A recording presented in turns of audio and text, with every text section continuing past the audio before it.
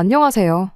결혼한 지 1년도 되지 않아서 추악한 시댁과 남편의 민낯을 알게 되었습니다. 남들보다 결혼을 늦게 한 만큼 배우자를 고르는 데 있어서 신중했다고 생각했는데 실은 그게 아니었어요. 이렇게 저의 모든 걸 빼앗아가려는 욕심 많은 사람들일 줄은 생각도 못했네요. 제가 37살의 나이로 결혼을 했습니다. 결혼은 그 누구들보다 늦게 한 편이지만 애초에 제가 결혼 생각이 아예 없어서 안 하고 있던 게 아니었어요. 사실 저에게는 현재의 남편을 만나기 전에 결혼을 전제로 7년이라는 오랜 기간을 만난 사람이 있었습니다. 그 사람은 저와 결혼을 하고 싶어 했지만 그쪽 집에서 정말 말도 안 되는 이유로 결혼을 반대해오는 바람에 결국 안 좋게 끝을 내게 되었어요. 제 성씨가 조금 희귀한 성씨인데 당시 남자친구 집에서 말하길 그게 조선시대 때부터 아주 유명한 상놈 집안 성씨였다네요. 저희 집, 족보도 있고 심지어 제가 알고 있기로는 조선시대의 유명한 상놈이 아니라 조상님 중 한 분이 조선의 개국 공신으로 알고 있었거든요. 그리고 지금 시대가 조선시대도 아닌데 설령 그 사실이 진짜였다고 한들 왜 그걸 이유로 결혼을 반대하는지 도무지 이해가 가지 않았어요. 시간이 지나면 부모님도 이해해 주실 테니 기다려보자던 당시 남자친구의 말에 속절없이 결혼 허락을 받아내겠다고 허송세월 시간만 보냈습니다. 하지만 인내심을 갖고 기다리던 백날 이야기를 해보던 간에 애초에 처음부터 믿을 생각이 없던 사람들을 이해시킬 방법은 없었습니다.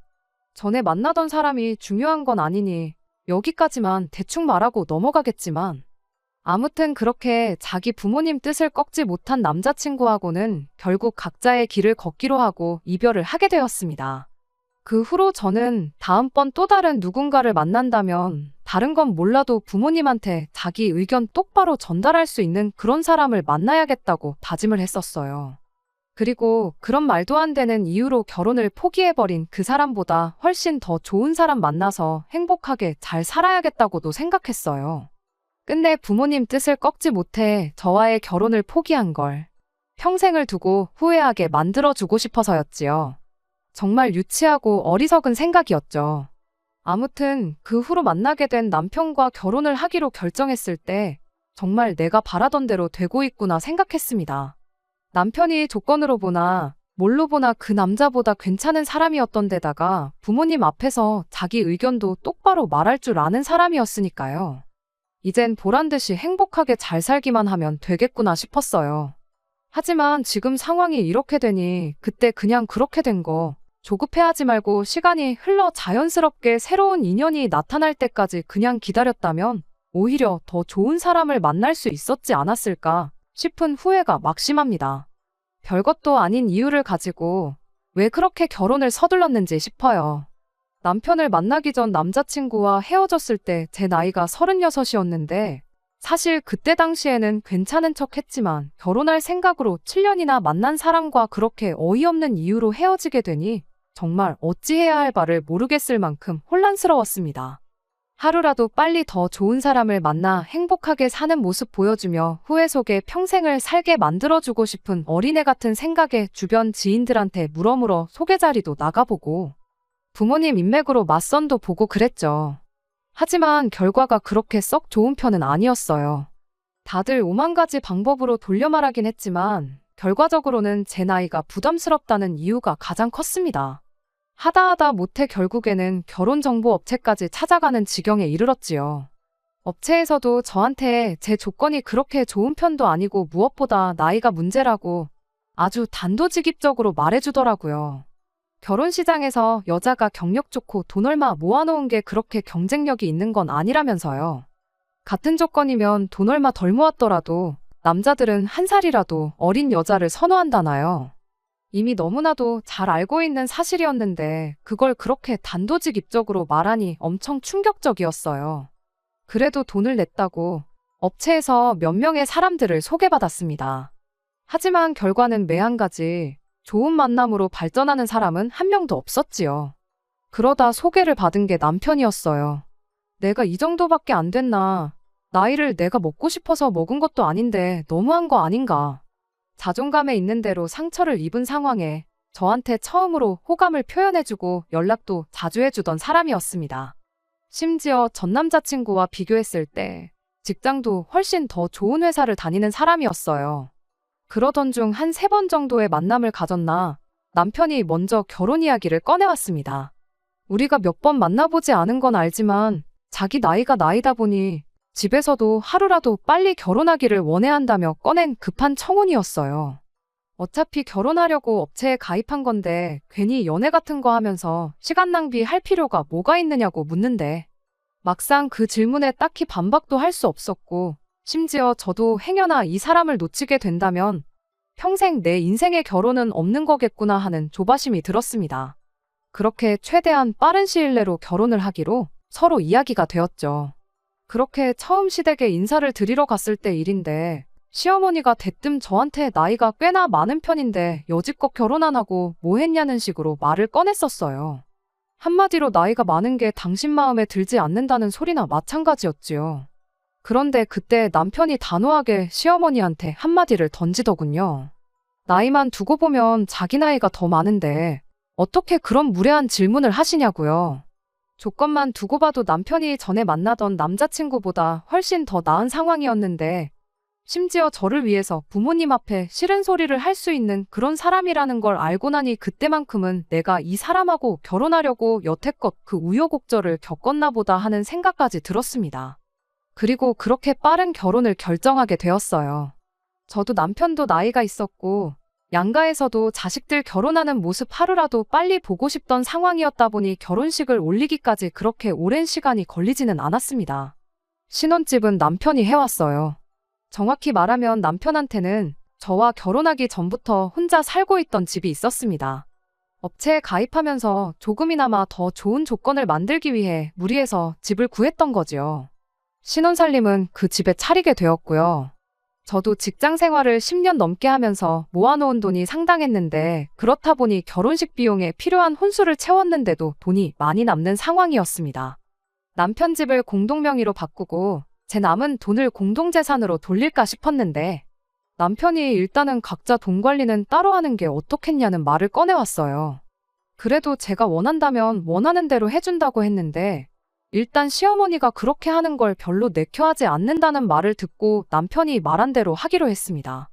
액수가 상당하긴 했지만 남편 집 집값에 비해서는 얼마 안 되는 돈이었고 아무리 남편이 중간 역할을 잘한다고 한들 구태여 시어머니와 불화를 사서 만들 필요까진 없다고 생각했거든요.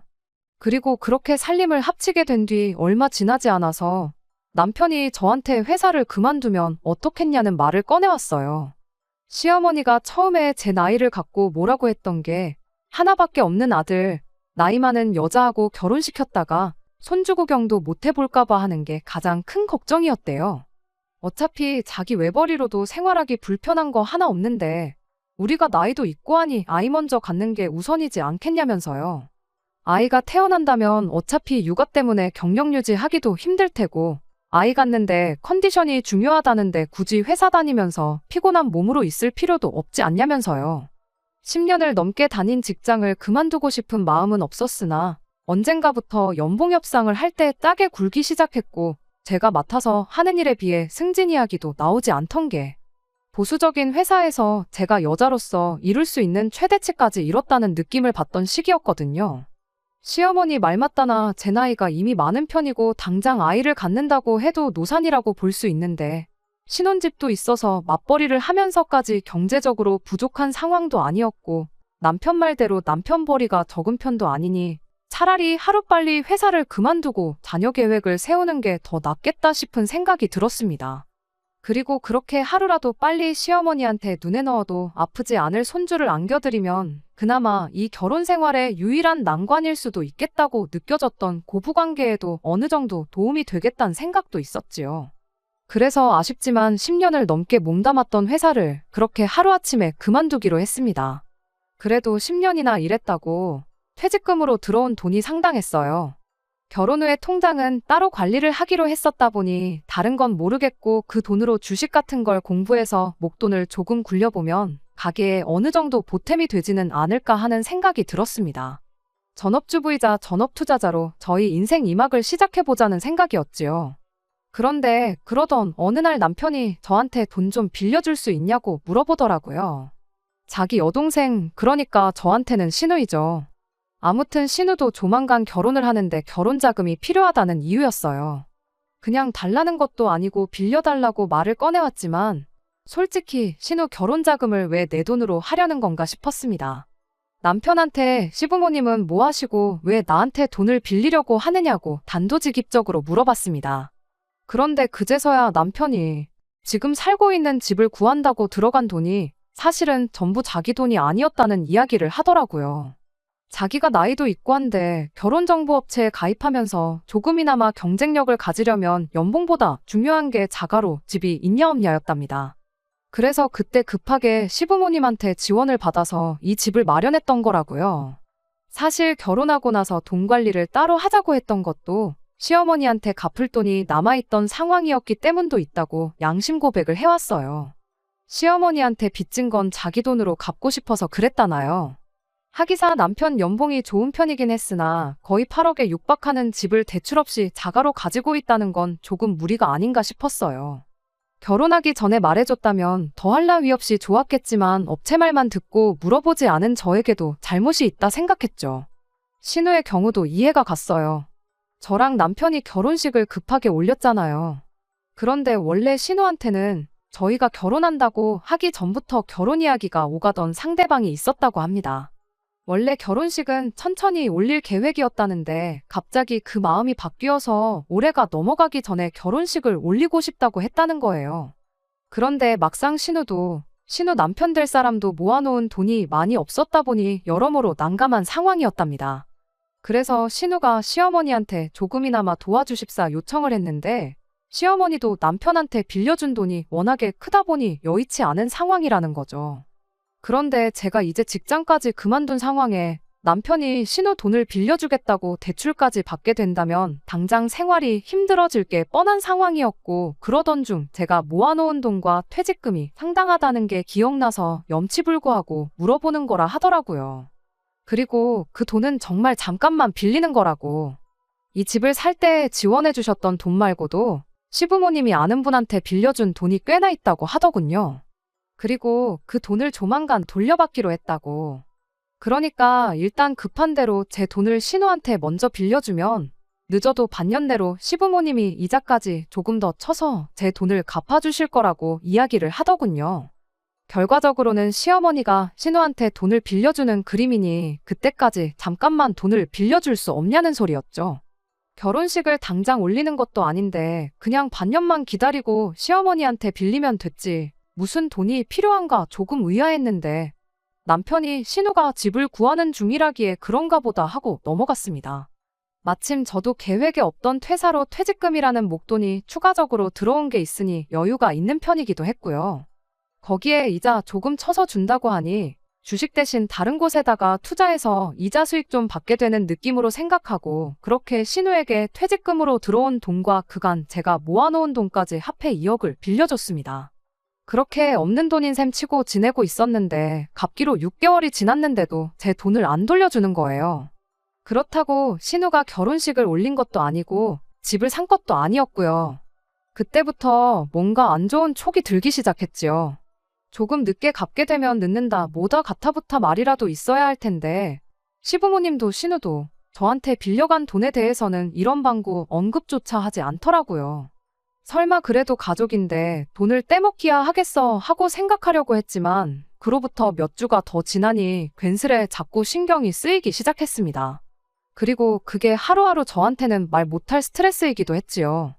가족끼린데 빌린 돈 언젠간 돌려주겠지라고 하기에는 어쨌든 제가 10년 넘게 일해오며 차곡차곡 모아온 어떻게 보면 제가 결혼하기 전에 열심히 살아왔다는 증거이기도 한 돈이다 보니 더더욱이 신경이 쓰였어요. 그래서 참다 못해 신우한테 제가 연락해서 혹시 돈을 언제 갚을 수 있냐고 물어봤어요. 원래대로라면 시어머니가 갚아준다고 하긴 했지만 어쨌든 돈을 가져간 건 신우니 시어머니와 알아서 이야기하겠거니 생각했거든요. 시어머니보단 그나마 신우가 말이 통하는 편이기도 했고요. 그러자 신우는 돈이요? 무슨 돈이요? 하면서 마치 제가 돈을 빌려준 적이 없던 것처럼 딱 잡아 떼더라고요. 그래서 결혼한다고 빌려간 그 돈 말하는 거라고 갚기로 한 지가 벌써 2달이 다 지나가는데 아무 말도 없어서 궁금해서 물어봤다고 말했습니다. 그런데 오히려 신우는 저한테 짜증을 내더라고요. 그게 왜 언니 돈이냐며 그 돈은 자기 돈이라고 오빠가 결혼할 때 자기가 빌려준 돈을 돌려받은 거라는 말을 하더라고요. 그게 무슨 말이냐고 분명히 남편이 아가씨가 결혼하기 전에 집부터 구해야 한다고 꼭 필요하다고 해서 저한테 사정사정을 해서 제가 빌려준 돈인데 무슨 말을 하는 거냐고 했죠. 신우는 그런 건 자긴 모르겠고 갚을 돈은 하나도 없으니까 이런 걸로 연락하지 말라고 하더니 전화를 그냥 끊어버렸습니다. 다시 전화를 했지만 신우는 제 전화를 받지 않았어요. 저녁에 퇴근한 남편이 신우한테 무슨 말이라도 들었는지 제 눈치를 보면서 들어오더라고요. 남편 불러 세워서 이게 무슨 일이냐, 내 돈 어디 갔냐고, 내 돈 내놓으라고 소리를 질렀어요. 남편은 실실 웃으면서 사실은 그렇게 됐어 라고 한마디 하더니 어떻게 된 상황인지 설명하기 시작했어요. 사실 집 살 때 시어머니 돈뿐만 아니라 신우 돈까지 빌렸다고 하더군요. 어차피 이제 한 가족 아니겠냐고. 그러니 네 돈 내 돈 따로 가르지 말자면서 그래도 시어머니 돈은 이제 천천히 갚아도 되니까 다행 아니냐는 겁니다. 이러나 저러나 자기 명의로 집도 있고 대출도 없으니 앞으로 모으는 대로 다 우리 돈 아니겠냐고 하는 거예요. 지금 나랑 장난하자는 거냐고. 그럼 애초에 그렇게 설명하지. 그리고 왜 또 멀쩡히 잘 다니고 있는 직장은 그만두라고 한 거냐 따졌죠. 그랬더니 제 퇴직금이 없었으면 신우한테 돈을 다 못 갚는 상황이니 어쩔 수 없었다는 미친 소리를 하는 겁니다. 그리고 자기가 집이라도 갖고 있었으니 제가 결혼을 결심한 거 아니겠냐고. 이 집이 없었으면 아마 제가 자기랑 결혼을 안 해줬을 거 아니냐입니다. 이런 인간하고 아이를 갖는다고 무턱대고 직장부터 그만둔 제가 다 바보 같습니다. 일단 집 명의라도 공동명의로 돌려놓던가 그러기 싫으면 집 담보로 대출받아서 내 돈부터 돌려달라고 이야기는 해놓은 상황이에요. 원래도 제 돈을 공동재산으로 하기로 하지 않았냐며 뭐가 다르냐고 하는데 솔직히 사기당한 기분이에요. 애초에 신우가 남편에게 2억을 빌려줬다는 것부터가 믿기지가 않아요. 제가 10년 직장 생활하면서 퇴직금까지 합친 게 2억이에요. 신우가 저보다 4살이 어린데 직장도 그냥 평범한 중소기업 사무직이거든요. 그 정도면 직장인 되자마자부터 1,000원 한 장 안 쓰고 모아야 그만큼 모을까 말까일 텐데 애초에 제 퇴직금까지 생각해서 신우 시집 보낼 돈을 마련해 주려고 계획적으로 사기를 친 거 아닌가 하는 생각까지 듭니다. 남편 얼굴 볼 때마다 진짜 한두 대 쥐어박는 걸로는 화도 풀릴 것 같지도 않아요. 이거 어떻게 해야 좋은 걸까요? 안녕하세요. 제가 평생을 바쳐 모은 돈에 퇴직금까지 신우한테 몽땅 털어다 준 남편 때문에 사연까지 보냈던 쓰니입니다. 일이 어떻게 잘 풀리게 돼서 이렇게 후기를 보내게 되었어요. 가족끼리고 반년이면 돌려준다고 했으니 차용증도 쓰지 않았거든요. 이대로 내 돈 평생 못 돌려받겠구나 반쯤 포기하고 있었는데 제가 돈을 빌려줬던 걸 입증만 할 수 있으면 그 자체가 차용증이나 마찬가지라는 댓글을 읽고 한 줄기 희망을 갖게 되었습니다. 신우한테 내 돈 3억은 언제 갚을 거냐고 문자를 하나 보냈어요. 아니나 다를까 신우가 자기가 가져간 게 2억이지 언제 3억이 됐냐고 발끈해서 답장을 보내더라고요. 3억이 아니라 2억인 건 저도 알고 있었고 단지 저는 신우가 저한테서 2억을 가져갔다는 증거가 필요해서 일부러 미끼를 던진 거였습니다. 이미 증거가 생긴 마당에 더 길게 기다릴 필요가 있나 싶어서 그 길로 신우를 사기죄로 고소했어요. 남편은 남편대로 사기 결혼으로 혼인 취소 소송을 걸었고요. 갑자기 날라온 소장에 신우가 쫄아서는 돈을 조금 써서 당장은 못 돌려주고 한 2년만 기다려달라고 하더라고요. 그 짧은 사이에 뭘 얼마나 썼길래 5천이나 비는가 싶었지만 제가 알 바 아니었죠. 기다려줄 생각도 없었고요. 그 길로 시어머니한테 전화해서 딸 콩밥 먹이고 싶지 않으면 내 돈만 들어서 가져오라고 했습니다. 남편에게는 사기 결혼을 이유로 위자료까지 받아낼 수 있었어요. 그렇게 결국 혼인무효 판결을 받게 되었고 짧은 결혼 생활을 그렇게 마치게 되었습니다. 평생을 다녀온 직장을 그만두게 된 건 안타까운 일이긴 하나 남편한테 받은 위자료가 넉넉하다 보니 일단 그 돈으로 원래 계획했던 대로 전업 투자를 시작할 계획이에요. 그리고 10년 일한 경력이 어디 가는 것도 아니니 정 모하면 다시 일자리 구하는 건 일도 아니라 생각합니다. 제가 정말 어리석었어요. 결혼 그까짓 게 뭐라고 오래 만나던 사람과 헤어졌다고 홧김에 해버린 제가 정말 멍청했습니다. 차라리 혼자 지내면 지냈지. 왜 그런 결정을 내렸는지 아직도 제 자신이 이해가 가지 않아요. 그리고 얼마 전에 부모님의 반대로 저에게 이별을 고했던 그 남자한테서 잘 지내냐는 연락을 받았습니다. 자기가 잘못했다고 부모님하고 영까지 끊을 각오가 되어 있으니 다시 만나달라네요. 그 짧은 사이에 제가 벌써 다녀온 사람이 되었다는데도 자기는 상관이 없답니다. 어차피 혼인 무효 판결을 받아서 서류상으로는 깨끗한 상황이긴 하지만 이미 결혼에 대한 환상이 산산이 부서진 이 상황에 굳이 결혼을 해야겠다는 생각이 들지가 않아요. 부모님하고 연을 끊겠다는 말도 솔직히 믿을 수가 없고요. 괜히 또 믿는 도끼에 발등 찍힐 필요는 없잖아요. 그냥 당분간은 머리를 비우고 혼자 지낼 생각입니다. 두 번째 사연입니다. 안녕하세요. 결혼 앞두고 고민이 많은 30살 여자입니다. 남자친구와는 6년째 연애 중이고 얼마 전부터 결혼 이야기가 오가고 있는 상황이에요. 남자친구는 저보다 4살이 많아요. 사람들이 말하는 1등 신랑감하고는 조금 거리가 있는 사람입니다. 성격이나 뭐나 어디 빠지지는 않는데 모아놓은 돈이 없고 월급도 적은 편이에요. 연애를 시작했을 때부터 다니고 있던 회사도 정직원으로 일하고 있는 게 아니라 계약직이라서 안정적이지 않기까지 합니다. 내년에는 정직원으로 전환이 될 거다 이런 식으로 매해 말만 하지 6년 동안 달라진 게 없습니다. 심지어 한 달에 250 조금 넘게 벌고 있는데 어디에다 썼는지는 모르지만 모아둔 돈이 2천만 원 정도밖에 없대요. 그렇다고 제가 남자친구에 비해서 엄청난 돈을 벌고 있는 건 아니지만 사회생활을 일찍 시작하기도 했고 회사에서도 이제 연차수가 높아지다 보니 월급은 남자친구보다는 제가 많아요. 저는 한 달에 280 정도를 받고 일하고 있고 제가 언젠가 결혼할 때를 대비해 모아온 돈이 8천만 원이 조금 안 되게 있습니다. 아무튼 그런 남자친구가 얼마 전 처음으로 결혼 이야기를 꺼내왔지요. 6년 연애했고 주변에서 결혼은 언제 하냐는 이야기를 자주 듣기는 했지만 사실 조금 부담스럽기는 했어요. 저는 그렇다 치더라도 남자친구가 결혼할 준비가 안 돼 있는 거 뻔히 아는데 오래 만났다는 이유 하나만으로 결혼을 하고 싶지도 않았고요.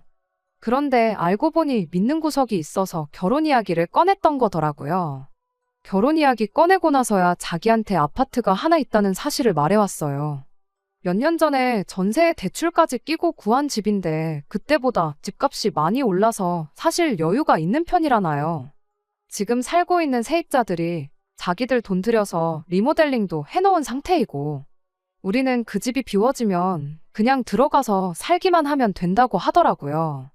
준비가 하나도 안 되어 있다고 생각했던 사람이 실은 결혼하면 살 집까지 구해놓은 상황이라는데 속물 같긴 하지만 그래도 결혼을 하지 말아야 할 이유가 하나도 없었죠. 일단 그래도 저한테만큼은 잘하는 사람이었고 오래 만난 만큼 편한 사람이기도 했으니까요. 그렇게 저는 남자친구의 청혼을 받아들였고 결혼 준비를 시작하게 되었습니다. 남자친구의 부모님을 처음 보는 날이었는데 당신들은 아들에게 집을 해줬으니 더 이상 해줄 수 있는 게 없다고 단단히 못을 박으셨어요. 그리고서는 저보고는 모아놓은 돈이 얼마나 있냐고 물어왔지요. 나름대로 재벌이로 돈을 이만큼 모았다는 거에 자부심도 있어서 두 분 앞에서 자신있게 8천 정도 있다고 대답했죠. 그런데 돌아온 어머님 반응이 영 탐탁치 않아 하는 분위기였습니다. 요즘 세상에 서울에 집 해오는 사람이 몇이나 되는 줄 아냐면서 꼴랑 8천 들고 오는 거면 거의 결혼을 거저한다는 식으로 말을 하더라고요. 아무튼 조만간 그 집에 살고 있는 세입자들이 조만간 집을 비울 예정인데 결혼식 날짜가 잡힌 건 아니지만 일단 집을 비워둘 수는 없으니 남자친구라도 먼저 들어가 살게 살림살이 좀 채워놓으면 좋겠다는 말을 꺼내셨어요. 어차피 식만 올리면 당장 들어가 살 집이고 식도 되도록이면 올해 내로 올릴 계획이었기 때문에 그러기로 했어요. 남자친구 혼자 살면서 결혼하면 바꿔버릴 가구들 결혼 전까지 몇 달 쓰자고 새로 사라고 하기도 뭐해서 알겠다고 했습니다. 집은 생각보다 많이 작았지만 이제 새로 시작하는 신혼부부가 살기에는 전혀 모자람이 없어 보였습니다. 전세입자가 집을 얼마나 깔끔하게 사용했는지 고칠 거 하나 없었고, 지하철역도 근처에 있어서 위치도 좋은 데다가 검색을 해보니 아파트가 재건축 호재까지 있더라고요. 아무튼 집이 넓은 편이 아니다 보니 혼수를 채우더라도 제가 모아놓은 돈이 많이 남는 상황이었습니다. 남자친구 어머니께서 진작에 저희 결혼한다고 뭐 하나 해줄 생각 없으니 그리 알라고 못을 박아놓은 상황이었기에 굳이 예단 같은 건 하고 싶지 않았어요. 하지만 돈이 남는 상황이다 보니 차라리 그럼 제 돈으로나마 양가 부모님들 크루즈 여행이라도 한번 보내드리면 어떤가 싶었습니다. 그런데 남자친구가 그런 건 나중에 이야기하는 게 좋겠다며 말끝을 흐리더라고요. 아무튼 그렇게 집에 가전가구들이 하나씩 채워지기 시작했어요. 가구며 생활가전이며 하나씩 들어오기 시작하니 텅 비어있던 집이 한층 더 신혼집다워졌습니다. 이제 제법 보금자리 같은 느낌이 들기도 했고, 침대가 들어오고부터는 저도 집으로 가지 않고 가끔씩 그 집에서 자고 가고 그랬어요. 그런데 그렇게 그 집에 살림살이들을 다 채워놓으니 남자친구의 태도가 돌변하기 시작했습니다. 식날짜가 다가오는 만큼 다른 건 몰라도 이야기하다 말았던 크루즈 여행에 대한 이야기를 마무리 짓고 싶었어요. 미리 예약하면 미리 예약한 만큼 비용도 덜감할 수 있었고 말이죠. 그런데 남자친구가 저보고 돈 아까운 줄 모른다고 무슨 크루즈 여행은 크루즈 여행이냐며 돈은 그냥 쥐고 있으라고 하더라고요. 내가 모은 돈이고 의미 있게 쓰고 싶어서 그러는데 왜 그러느냐. 우리 부모님만 보내드리는 게 아니라 오빠네 부모님도 보내드릴 건데 뭐가 문제냐 하고 물었더니 그제서야 이 집에 대해 저한테 또 말해주지 않았던 사실을 그제서야 털어놓더군요.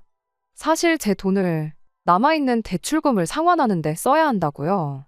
갑자기 무슨 대출 이야기를 꺼내는 건가 했더니 세입자들이 나가면서 전세금을 빼주느라 빚이 더 생겼답니다. 그리고 그 금액은 자그만치 4억이나 되는 거액이었어요. 애초에 전세 끼고 집을 샀을 때 남자친구와 시부모님 쪽이 낸 돈은 합쳐도 3천 정도밖에 들지 않았다고 하네요. 모자란 돈은 전부 대출이었다고 해요. 결혼 이야기를 서둘러서 진행한 것도 세입자가 나가게 되면서 내 돈으로나마 전세금을 조금이라도 더 돌려주기 위해 그랬던 거였네요. 그러니 당장 대출이자 갚는 데만 한 달에 몇백씩 나가게 생긴 겁니다. 우리 둘이 버는 돈 합쳐서 500 겨우 넘는데 대출금을 그렇게 내면 우리 돈은 언제 모으냐고 저도 눈물을 펑펑 흘리면서 사기꾼이라고 소리 지르며 한참을 싸웠어요. 그런데 남자친구는 자신있게 그 부분에 대해서는 자기도 생각한 게 있다고 자기 아이디어 좀 들어보라고 하는 겁니다. 바로 우리 둘 월급 받은 걸 자기 어머니한테 관리를 해달라고 부탁하고 우리는 생활비와 용돈을 타서 생활하면 어떻겠네요.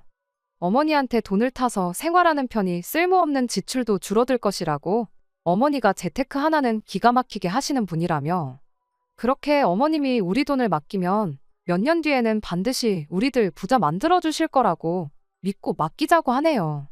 세입자한테 돈을 돌려줄 때 은행 대출을 받아야 했던 이유도 어디에 오피스텔 하나를 분양받았는데 그 돈을 뺄 수 없으니 새로 대출을 받은 거라고 하면서 그게 피가 붓기 시작하면 지금 자기 집으로 이득 본 것처럼 너 돈 5천만 원은 한순간에 벌 수 있는 거라고 설명을 하더군요.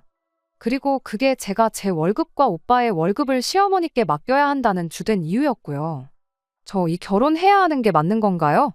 남자친구 말대로 제가 모은 돈을 대출원금을 상환하는데 전부 사용해버리면 저는 혼수에 제 돈 5천까지 말 그대로 8천을 전부 써버리는 거고 남자친구는 달랑 3천만 지원해준 거나 마찬가지 아닌가요? 그 와중에 제가 시집 잘 왔다, 인생 거저먹는다는 소리까지 들어야 하는지 심지어 앞으로 벌 제 돈까지 전부 다 시어머니 주머니로 들어가야 하는 상황인데 말이에요. 이미 살림살이 다 채워놓았는데 물을 수도 없고 정말 미치겠네요. 사연 들으시는 분들의 좋은 조언 부탁드리겠습니다. 안녕하세요. 후기 기다려주신 분들 감사합니다. 결론부터 말씀드리면 파혼을 했어요. 시어머니한테 돈 맡기자는 소리는 제가 우겨서 없던 일로 하기로 했어요. 저도 일단 그 적은 월급 아끼고 모아서 8천을 만든 사람이니 돈 모으는 것만큼은 자신이 있다고요. 어머님한테 맡기지 않아도 우리 선에서 절대로 손해보지 않게 돈 관리를 잘할 자신이 있다고 대출 갚는 건 나도 긍정적으로 생각해 볼 테니 돈 관리만큼은 우리가 직접 하자고 했죠. 그렇게 그냥 좋은 게 좋은 거다 생각하고 한번 잘 살아보려고 했는데 결국 파혼을 하게 된 진짜 이유에 대해서 말씀드릴게요.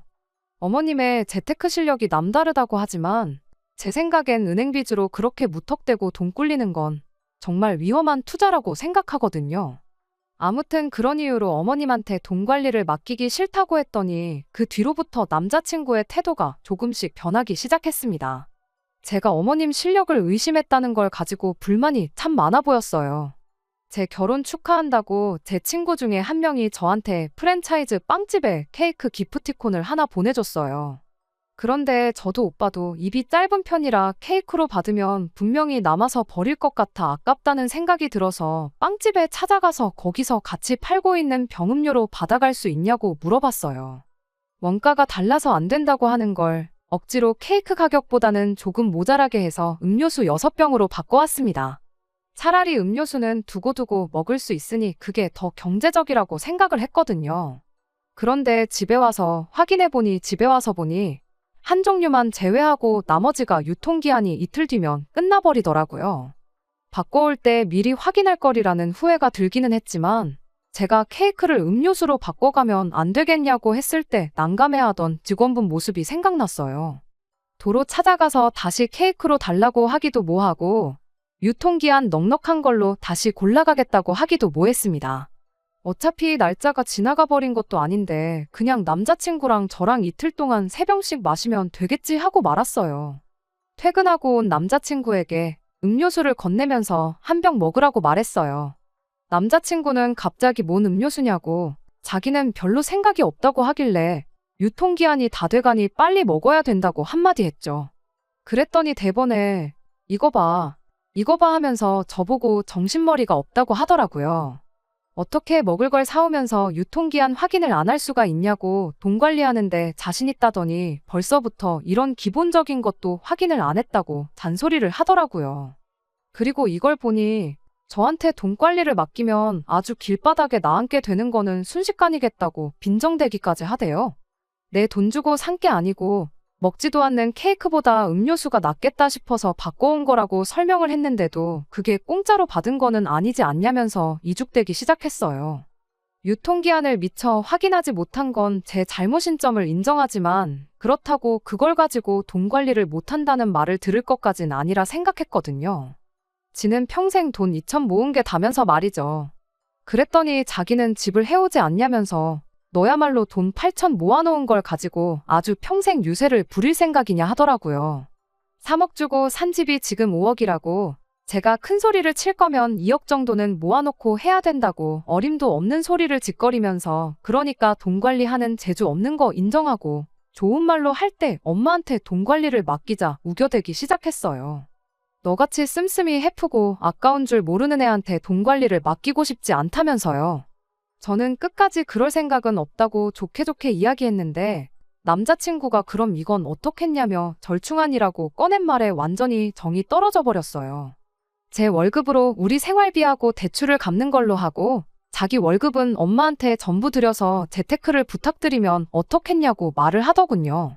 듣자 하니까 따지고 보면 거액의 빚을 가지고 결혼하는 놈이 집 한 채 해온다고 으스대는 것도 짜증나고 공짜로 받은 음료수 유통기한 가지고 경제관념 없는 여자 소리 듣는 것도 싫고 제가 피땀 흘려 번 돈만 가지고 생활하고 시어머니가 남편 월급 굴리고 있는 꼴도 못 보겠으니 그냥 이 결혼 없던 일로 하자고 한마디 던져줬습니다.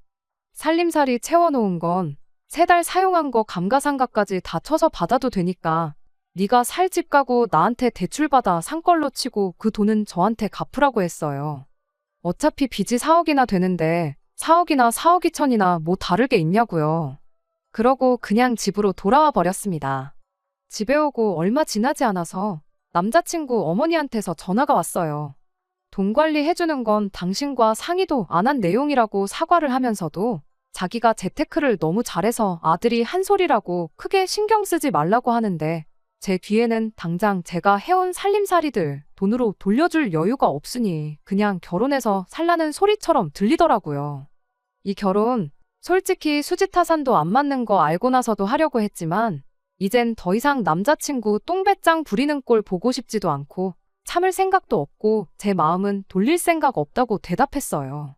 어머님은 끝까지 제 눈치를 보면서 다시 한번 생각해보라고 하는데, 재테크를 그렇게 잘하고 돈 관리하는데 도가 트신 분이 당장 저한테 돌려줄 2천을 융통을 하질 못해 전전긍긍하는 모습을 보니 지금 다시 생각해봐도 내 돈까지 맡겨가며 결혼하기보다 파혼하기를 100번 잘한 것 같다는 생각이 드네요.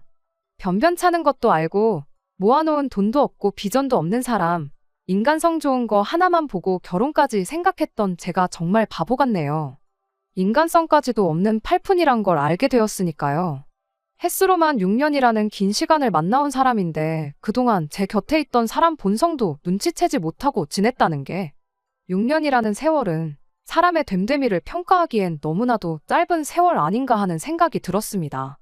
그렇게 남자친구가 평생 직장 생활하면서 모아놓았다는 2천만 원 동전 한 입 남기지 않고 탈탈 털어서 제 돈 돌려받고 결국 파혼을 했어요. 후회는 없어요. 오히려 저한테는 좋은 경험이 되었고 더 나은 사람을 만날 수 있는 좋은 교훈이 되었다고 생각합니다. 끝까지 들어주셔서 감사합니다. 오늘의 사연은 여기까지입니다. 구독과 좋아요, 알람 설정 부탁드리고 더 좋은 사연으로 다시 찾아뵙겠습니다. 감사합니다.